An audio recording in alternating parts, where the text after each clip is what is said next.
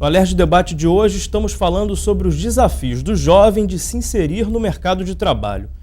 Arnaldo, nessas andanças pelo Brasil e mais particularmente aqui no Rio de Janeiro, o que você pode destacar para a gente de curioso, de imóveis que você achou de interessantes? Olha, o Rio de Janeiro, ele tem uma capacidade, o Rio de Janeiro sempre foi o porto brasileiro, a partir do momento que ele tornou-se capital, depois de Salvador.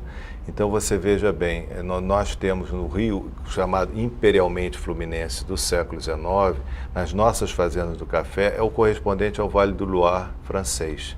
São verdadeiros castelos brasileiros, né? As nossas fazendas do café, e todo o mobiliário dessas fazendas, tudo aquilo que era feito para essa corte, né, imperial brasileira, né, teve uma importância fundamental na cultura do país no século XIX, tá? E até hoje repercute.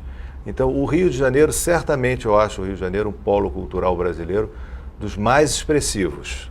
Tá? Certamente. E todo esse mobiliário sendo investigado, sendo reconhecido, tá?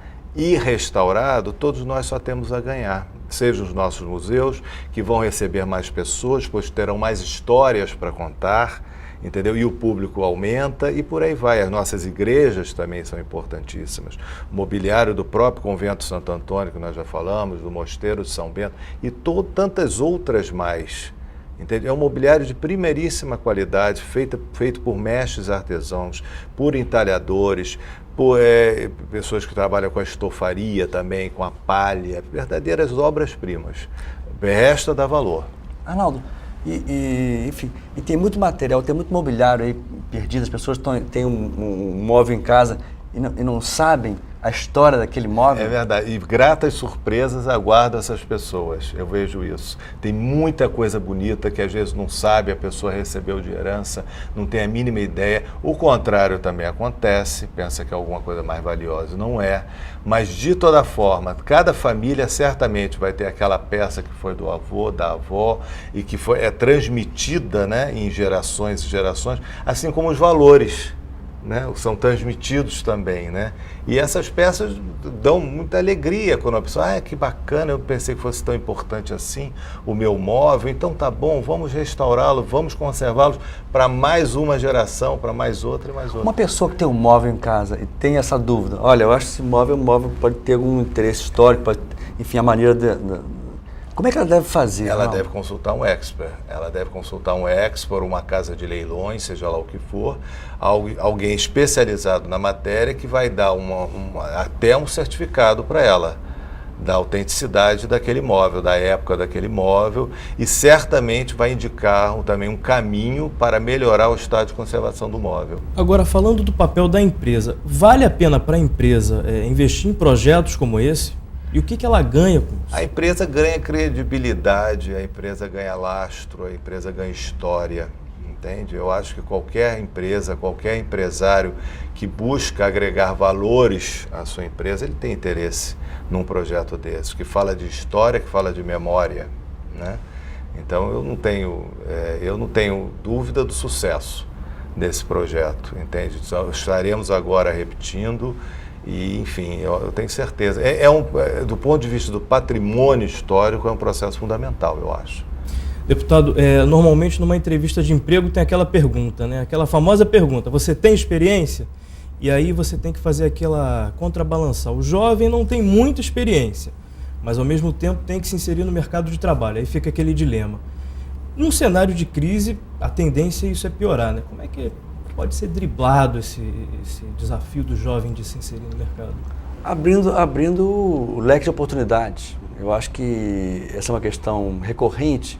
Eu não tenho experiência, eu não tive chance de ter experiência. Enfim, é preciso que a gente crie mecanismos, enfim, governamentais, políticas públicas, bem dizendo, para que a gente possa ter esse jovem treinado, capacitado, enfim, muitas vezes nesse processo de experimento, enfim, testar o jovem, muitas vezes ali segue uma carreira brilhante, às vezes se desperta um interesse, se desperta ali um grande profissional do mercado de trabalho, numa área específica, no caso do restauro, que é uma área que existe demanda, enfim, que a gente tem interesse histórico, que a gente precisa, e muitas vezes desconhecido.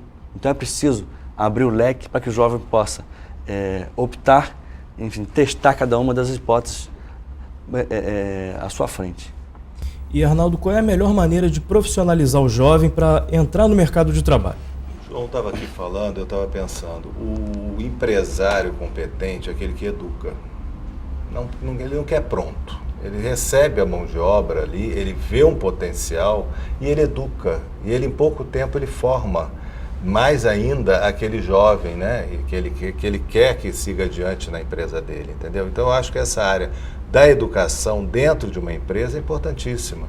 Quer dizer, pegar aquele jovem que chega desqualificado, preparar ele para trabalhar na sua empresa e moldá-lo, né, conforme as suas necessidades. Certamente. Quando qualificá-lo, especializá-lo cada vez mais. Dá um caminho, entendeu? O fato dele conseguir o emprego não é o fim, pelo contrário, é só o começo, para ambas as partes.